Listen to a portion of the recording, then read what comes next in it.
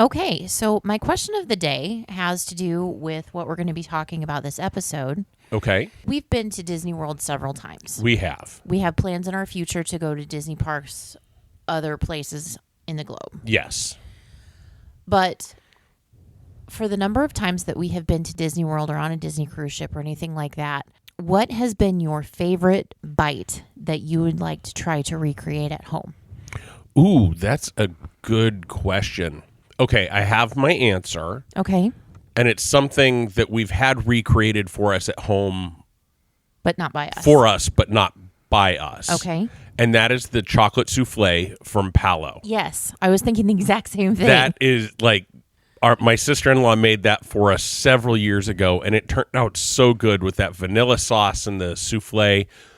Here, I'll even change that. The one that I would want to try and make is not the chocolate one. The amaretto one? The amaretto one. Yes. Hot take, I'm a bigger fan of the amaretto one than I am the chocolate one. Well, because you don't really like chocolate. Well, I mean, yeah. in the right. Right. But the chocolate one is like a life-changing dessert. Yes. But I would want to try the amaretto one. So I'm going to change my answer slightly and say the amaretto souffle from Palo. Okay. I'm going to stick with the chocolate souffle from Palo. Okay. Just because I feel like souffle is kind of one of those fancy things that it takes some skill to do, and it's delicious. It is. We have ramekins. And the recipe. So. See, there you go. Done. Done and done. Hi, I'm Scott. I'm Candice. I'm Lacey. And I'm Lariah. Grab a drink and come hang with us at the Hangar Bar.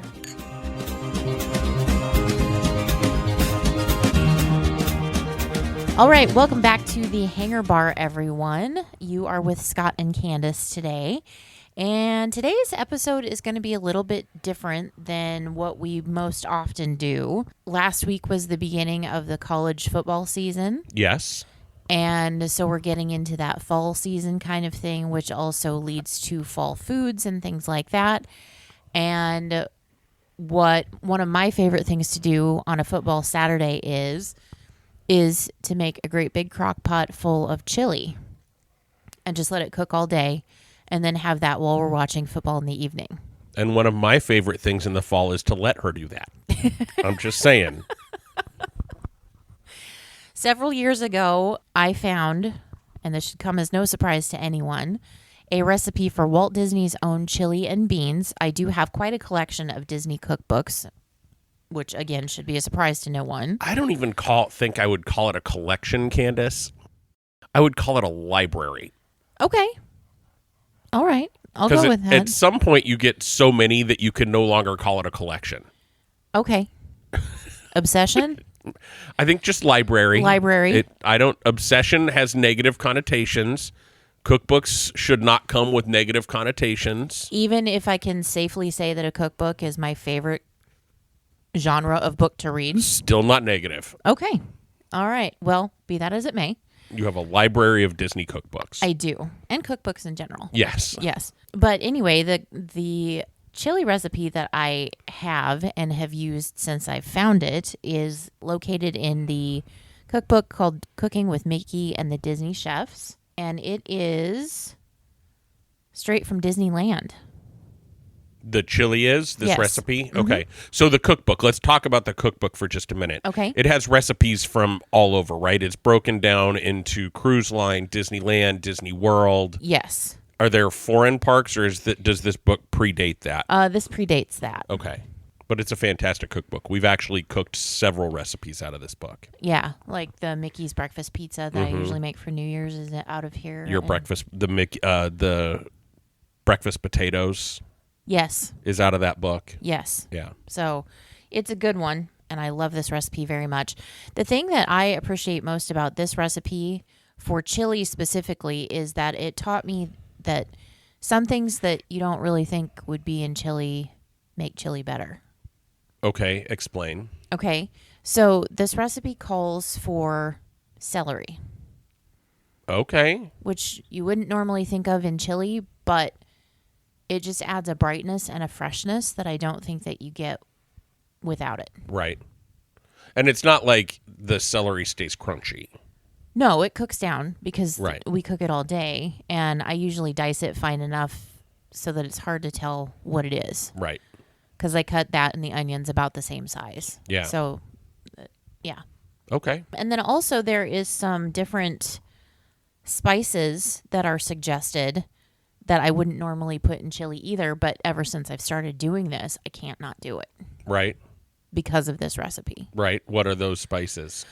Things like clove, cinnamon, ginger, some of those more dessert type spices that just add a different complexity of flavor and depth to it that I really appreciate. Yeah, cinnamon is an interesting add. Mm-hmm. You don't think about that cinnamon with savory very often. Right, but it just adds another level of warmth and not heat. Right.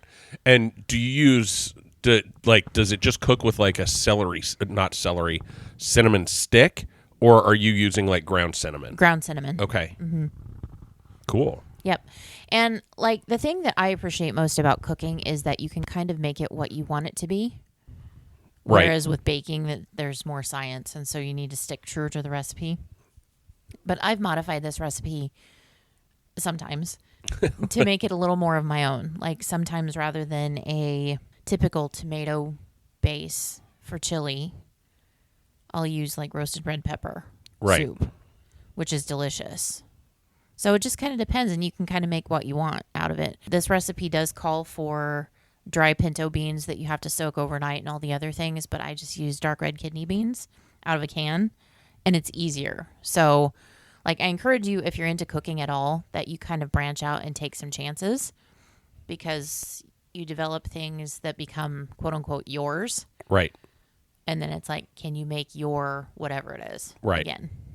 Yeah. And I think with cooking over baking, my philosophy as you branch out and maybe try some different things is the worst that's going to happen is it doesn't taste good. Right. You're going to learn from that, and you're going to go to McDonald's and you're going to get dinner if it's horrible. But there has not been a single meal where Candice or I have gone off the rails and tried to do our own things that it became not edible. Right. And sometimes making things easier, who has a day to like soak their beans, cook their beans, all of that kind of stuff, when it's just as easy to buy some dark red kidney beans. Or they, like last night in the store, we saw they have pinto beans that are pre-cooked. Right. That if you want to do that, you or can. Black beans or right. whatever. We just prefer the red kidney. Right. So that's awesome. And I will say, they call this Walt Disney's own chili and beans because Walt was a big fan of chili. Huge. I think if you... Midwestern boy. Right. If you grew up in the Midwest at all, chili is a staple. Right. Now, the one thing I will say that we're not doing this time for certain reasons, it's a big thing in the Midwest to eat cinnamon rolls with chili. Yes. But we're not doing that this time. We are choosing to top our chili like we always have in the past with Fritos, sour cream, and something else that we found in the store that we've not seen before, but like chunks of cheese rather than shredded cheese. And we're not talking cheese cubes. We're talking like crumbles. Yeah. I had never seen it in the store. No. So we're like, heck, let's try it. Right. We'll let you know. In the show notes, I'll tell you how it was. Okay, so does that book tell you where in Disneyland you can find this chili? It does. It says that it is the Plaza Inn and Riverbell Terrace in Disneyland. Having not been to Disneyland since I was 8 years old, I don't know where that is. Right. And I know, like, for the 50th anniversary of Walt Disney World, they did a couple of places in the Magic Kingdom that claimed to have Walt's chili on the menu. I don't know how close it came to this because we didn't get there during that time, but I would hope it was close. Yeah, and again, chili can't veer too far, right? Like, chili is chili. You just get to do the things that you want to do to it. Right. And that's one of the things I love about chili is it's one of those dump recipes. Mm-hmm. You just like, oh, that sounds good. Some of the basis of what Walt said was his favorite chili, that's the recipe for it. But right. Varying it is not a bad thing. And I remember here, I think there's even still a few meals around Disney World where you can get Walt's chili. Well, I know that that's supposedly what they sell on top of chili dogs at like Casey's Corner. Yeah. Yeah. Does Steakhouse 71 have a Walt's chili? I'm going to look really quick. It wouldn't surprise me if they do. If they did, they don't any longer. They have a French onion soup on the menu. Okay. And I'm not seeing any of the meals that come with like chili as an accoutrement. So it was worth looking up. But yeah, Walt's chili is really good. Okay, so that's the recipe. Okay, so yeah, I think since we're sharing this recipe, Candice, let's just kind of walk through the recipe for folks. That way, if they don't have the cookbook, they can still make it. Okay. I'm sure we won't get in too much trouble from the cookbook authors. Well, and I can share like how I've modified to make it kind of my own. Yeah. Yeah, let's do that. Let's just walk Okay. through the recipe. And then there's, since it is still food and wine time, let's talk a little bit, after you share the recipe, let's talk a little bit about the Eat to the Beats concert series at Food and Wine. Okay. So the list of ingredients, and this is supposedly makes 4 servings, but I tell you what, it makes an entire huge crock pot for us, which is more than 4 servings. Right. But anyway, as written in the book, it says 2 pounds of pinto beans dry, which again, I just use a large can of dark red kidney beans drained. Then 2 medium onions sliced. I use 1 white diced onion and a very fine dice. Right. 1/4 cup of vegetable oil, 2 garlic cloves diced. Garlic is one of those things, though, that I listen for the messages from my ancestors when I'm using it and season with my heart. Right. You listen for Moana's grandma to tell you how much to use. Well, she wouldn't be my ancestor, so She's somebody's ancestor. yes. Then 2 pounds of lean ground beef, 1 cup of chopped celery. I typically use 3 or 4 ribs and just slice them in half and then dice them up to the same size as the onions. Right. A teaspoon of chili powder. Again, I listened with my heart for that. A teaspoon of paprika. Again, season with your heart. A teaspoon of dried thyme.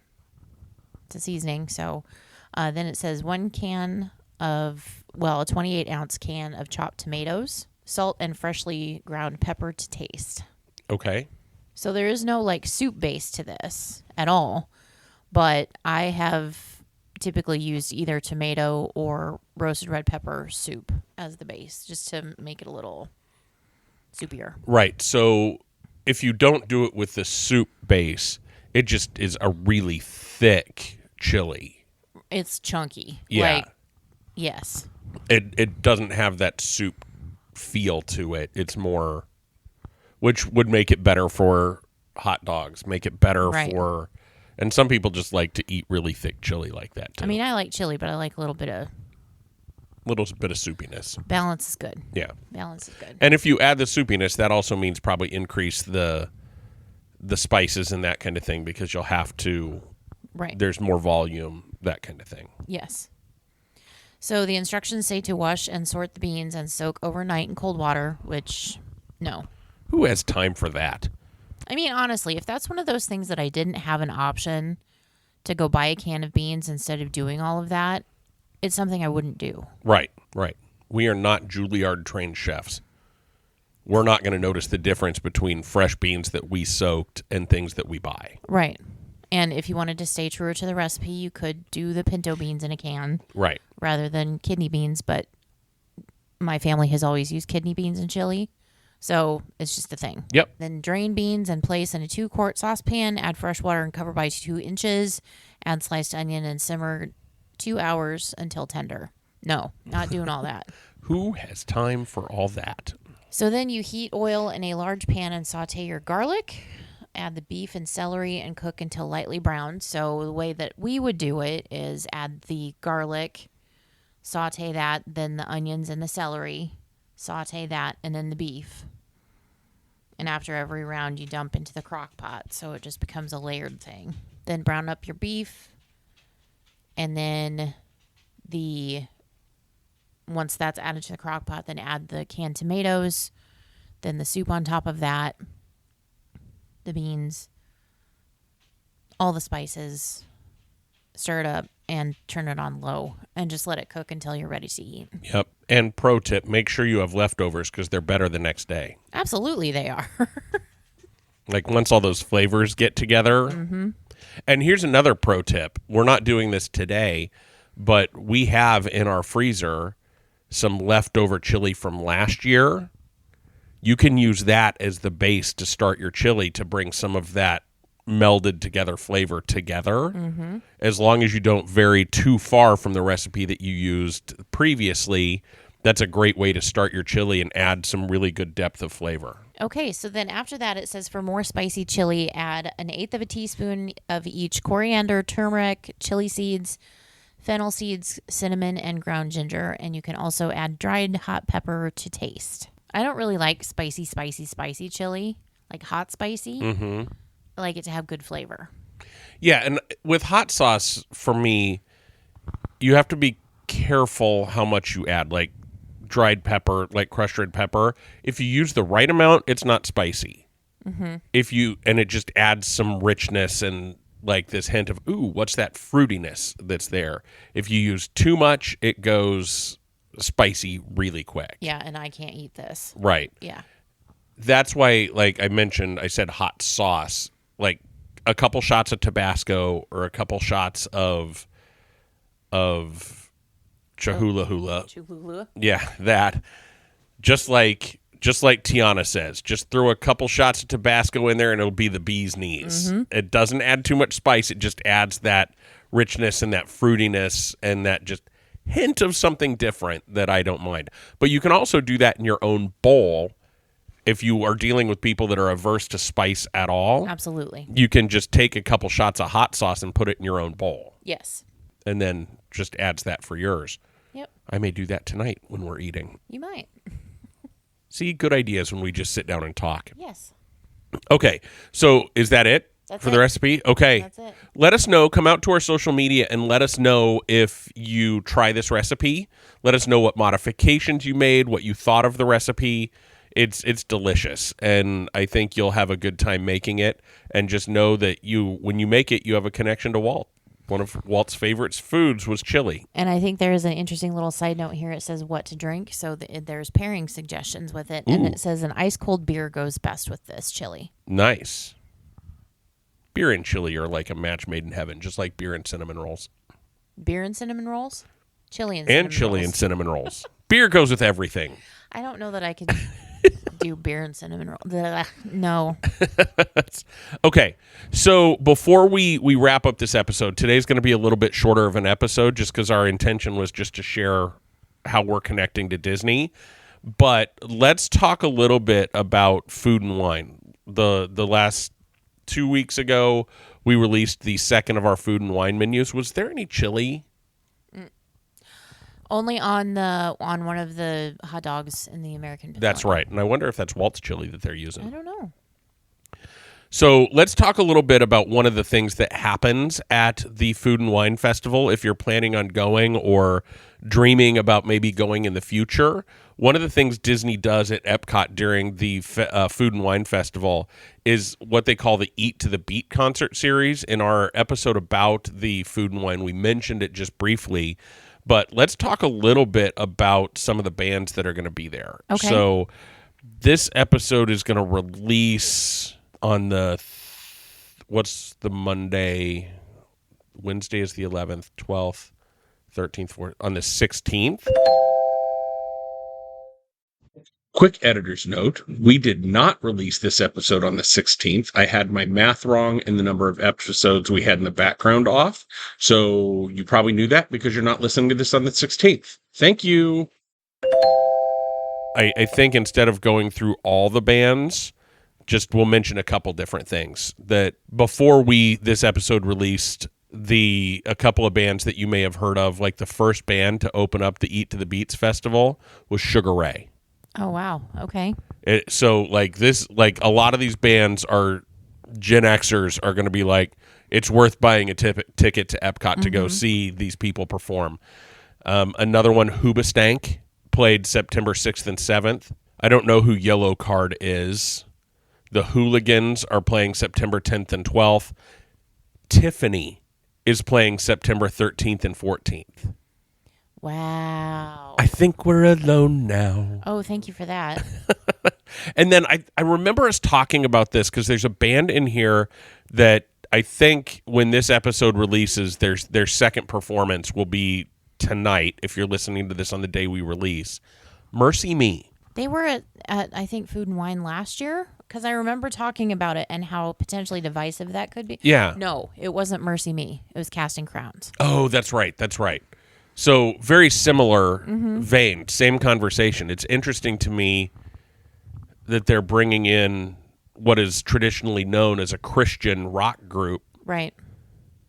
to play. I don't have any problem with it. It just It's interesting. It's an interesting choice. Yeah, it's very much could be divisive for people.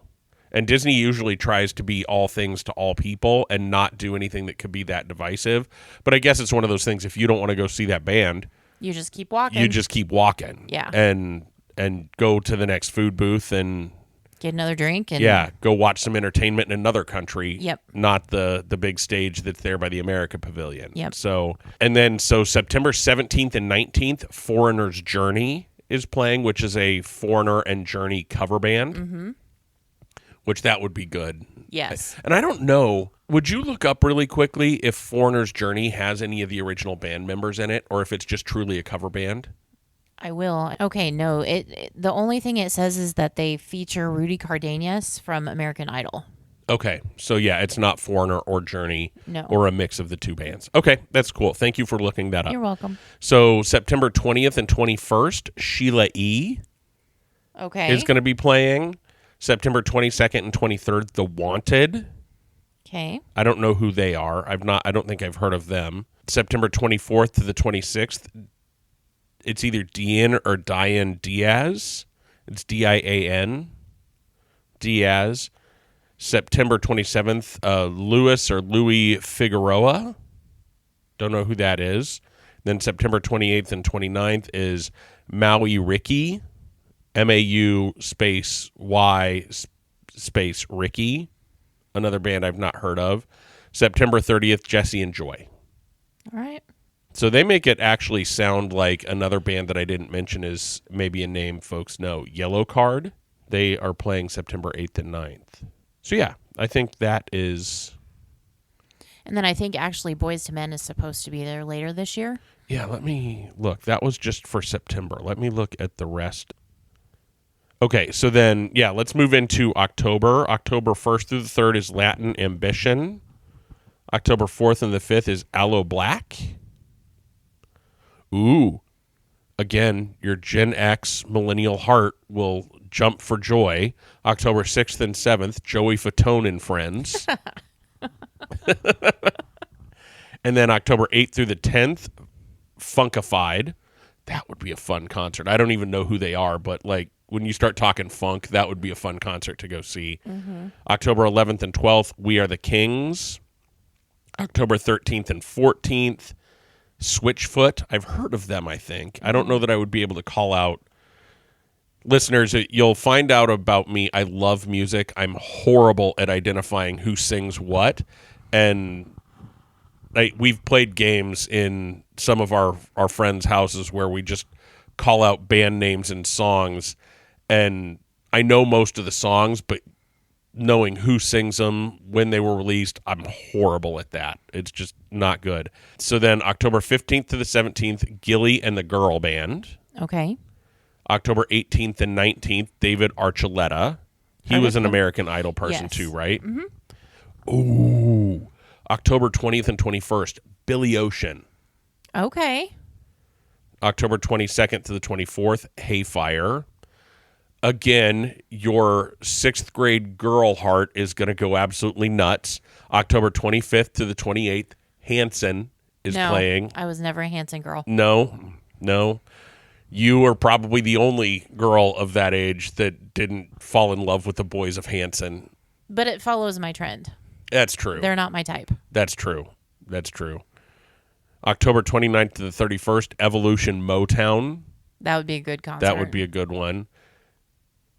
November 1st and 2nd, Haley Reinhart featuring Emily Estefan, Casey Abrams, and Janelle Parrish. good for them. November 3rd and 4th, Boys to Men is playing. I actually have a friend from work that travels to see Boys to Men concerts. I'm going to have to let him know that it's going to be at Disney, see if he's willing to go to Food and Wine this year, because that would be a good time to go. The heat's going to primarily be over. That would be a good time to go. Crowds will probably be a little lower just because it's prior to the holidays. Unless they're going for that concert. Right. Which I could see. Yeah, that'll be a busy couple days Yeah. in that park. November 5th to the 7th, Sugar Vibe. I don't know who that is. November 8th to 9th, Magic. I don't know who that is. November 10th to 11th, Parmalee. I don't know who that is. Oh, there's a few more that are going to be really good here. November 12th to the 14th, the M80s. Okay. Do you know who they are? Nope. So here's definitely the last two bands are going to be people that you know. November 15th and 16th, Smash Mouth is playing. Okay. And then the next 2 days, November 17th and 18th, 98 Degrees is playing. Okay. So that would be something, celebrating Mickey's birthday with a 98 Degrees concert. Yep. Do it. Yep. So is 98 Degrees the band with a bass player that's from Lincoln? No. That's 311, right? Well, 311 does have Lincoln connections, but also, what is the name of that band? Adam Levine is the head singer. Yeah, I don't remember. I'll have to look it up. Look it up. It's gonna, because I'm Facebook friends with the person's sister-in-law. Okay, so as Candice looks that up, a couple of things to think about. So if you do the Eat to the Beat series, there's a few places that you can go to get priority seating. Yes, Candice? Maroon 5. Maroon 5, there it is. Thank you. Yes. And no, they are not playing at the Eat to the Beats this year. They were not one of the bands I Shocked listed. said no one ever. They're a good band. They are a good band. Okay, so the following restaurants have the availability to get priority seating and a dinner package for the concert series. You can get those tickets from Akershus Royal Banquet, Beer Garden Restaurant, Coral Reef Restaurant, Garden Grill Restaurant, Le Cellier Steakhouse, Regal Eagle Smokehouse, Rose and Crown Dining, and Spice Road Table. So what I like about that is you don't have to do a sit-down meal to be able to get the special seating at the Eat to the Beat. Right. The travel professional in the room will tell you that if you have one of these concerts that you want to go to, you need to get your tickets to Epcot. You need to get your reservation for that special dinner and show ticket thing as soon as possible. Yeah, don't sleep on it because Right. they go fast. Yeah, especially for some of those more popular bands. I can see Boys to Men, Smash Mouth, 98 Degrees. It wouldn't surprise me if those aren't already sold out. Right. We're not 60 days out on... Are we 60 days out from November 17th? No. No. We've got a few days yet. We're not. But the thing about those is that sometimes special event things like that are on a different sale schedule than Okay. the regular reservations. So it's a separate website. But if you just Google like Eat to the Beat dining reservations, it'll pop up with special events and let you know when you can make whatever. Okay. Yeah, that's awesome. So, yeah, get those booked fast. And the Eat to the Beat series is one of those things that I always appreciate because how often do you get to see a band that's as popular as Smash Mouth or 98 Degrees or Boys to Men for free? Right. Well, You're paying your park ticket. But if you were going to be in the parks anyway, I would consider that a free concert for 98 Degrees. yeah, 100%. Like, oh, that's my day in Epcot. Let's just wander over and sit in the America Pavilion and listen to this band. Mm-hmm. You don't even have to be down in the theater. They're playing loud enough that you can hear them in the America Pavilion. And a lot of times they do more than one show. Right. So there could be like 2 or 3 shows in an evening or a day. And so you can pick what works best for you. Yep. Yeah, for sure. And pricing on those tickets range anywhere from... Wow, you can do Akershus, you can do the Eat to the Beat series and do breakfast. Mm-hmm. $72 for breakfast is the high. Nope. Yep, that's the highest for breakfast. Everything else, $66 at Beer Garden for dinner. Regal Eagle Smokehouse is only $36 for an adult, and you get the special seating in the theater. all the way up to $100 at Le Cellier. And that's the most expensive for the ticket. So, yeah, it's a great way to see those bands and that kind of thing. Mm-hmm. Okay, I think we'll wrap it up there. Again, this was a shorter episode. We had such kind of all over the map. Kind of all over the map, but it was all food related. And all Disney related. And all Disney related. Good. That's where we're at. And let us know if you are going to try Walt's chili or if you're going to an Eat to the Beat concert. Let us know which one, and maybe if you've already been, tell us how it was, what your experience was. Heck, if you want to come on and talk about your experience if you're going, we'd love to have you as a guest. So just let us know how things are going with you. We want to hear from you. Anything else you want to chat about today, Candice? I don't think so. Okay, everyone, remember, there is always a great, big, beautiful tomorrow. And we'll see you real soon.